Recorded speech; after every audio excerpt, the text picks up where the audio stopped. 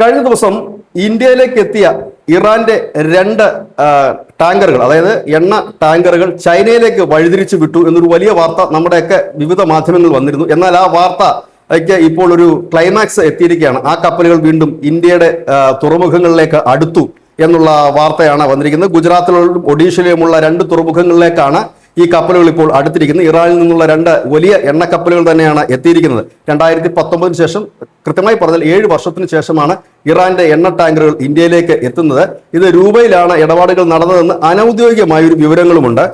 Crude ഓയിലാണ് ഇതിൽ വന്നിരിക്കുന്നത്. നാഷണൽ ഇറാനിയൻ ടാങ്കർ ഉടമസ്ഥതയിലുള്ളതാണ് ഈ ഷിപ്പ്. ഖാർഗെ ദ്വീപിൽ, അതായത് ഇപ്പോൾ അമേരിക്ക നോട്ടമിട്ടിരിക്കുന്ന ഇറാന്റെ ദ്വീപാണ് ഖാർഗെ ദ്വീപ്. ഈ ഖാർഗെ ദ്വീപിൽ നിന്നാണ് ഇത് പുറപ്പെട്ടിരിക്കുന്നതും. അതായത് കഴിഞ്ഞ ദിവസങ്ങളെല്ലാം മാധ്യമങ്ങൾ പറഞ്ഞിരുന്നത് ഈ രണ്ട് ഷിപ്പുകൾ ഇന്ത്യയിലേക്ക് വന്നു, പിന്നീട് അത് ചൈനയിലേക്ക് വഴിമാറിപ്പോയി എന്നൊക്കെ ആയിരുന്നു വാർത്തകൾ നൽകിയിരുന്നെങ്കിൽ അത് വഴിമാറിപ്പോയിട്ടില്ല. വീണ്ടും അത് ഇന്ത്യയിലേക്ക് എത്തിയിരിക്കുന്നു. ഗുജറാത്തിന്റെ ഒഡീഷയുടെ പോർട്ടിൽ അത് എത്തിയിരിക്കുന്നു.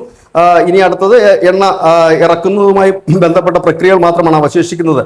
തുടർന്നും എണ്ണ വരും എന്ന് തന്നെ അറിയാൻ കഴിയുന്നത്. കാരണം ഇറാന്റെ മേലുള്ള എണ്ണ ഉപരോധം ഇപ്പോൾ അമേരിക്ക നീക്കിയിരുന്നു. അത് മാത്രമല്ല, ഇന്ത്യ പലവട്ടം പറയുന്നൊരു കാര്യമുണ്ടായിരുന്നു, തങ്ങൾ അവിടുത്തെ പ്രശ്നങ്ങൾ തീർന്നാൽ ഇറാന്റെ കയ്യിൽ നിന്ന് കൂടുതൽ എണ്ണ വാങ്ങാൻ തയ്യാറാണ് എന്ന് പറഞ്ഞിരുന്നു. മുൻപ് ട്രംപിനോട് ഇക്കാര്യം തന്നെ പറഞ്ഞിരുന്നു, തങ്ങളെ റഷ്യയിൽ നിന്ന് എണ്ണ വാങ്ങുന്നത് തടഞ്ഞാൽ തങ്ങൾ വെനിസുലയിൽ നിന്നും ഇറാനിൽ നിന്നും കൂടുതൽ എണ്ണ വാങ്ങാൻ നിർബന്ധിതരാകുമെന്നൊക്കെ ഇന്ത്യ പറഞ്ഞതും ഈ അവസരത്തിൽ ഓർക്കേണ്ടതാണ്. News desk news India Malayalam.